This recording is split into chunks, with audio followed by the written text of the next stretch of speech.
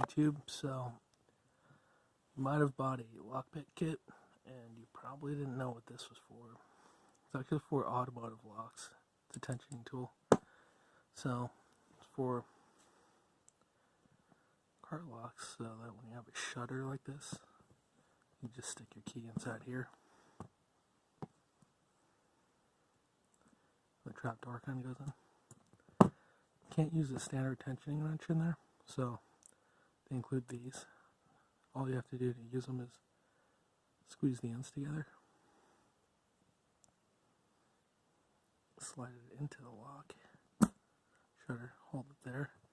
It just allows you to tension with it in the car door, and then you slide your picks through there, obviously, in this gap here.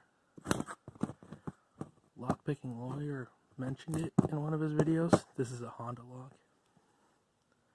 So he mentioned this, but this component was missing on his, so he just shoved a tension wrench in one of these slots here that retain the trapdoor mechanism.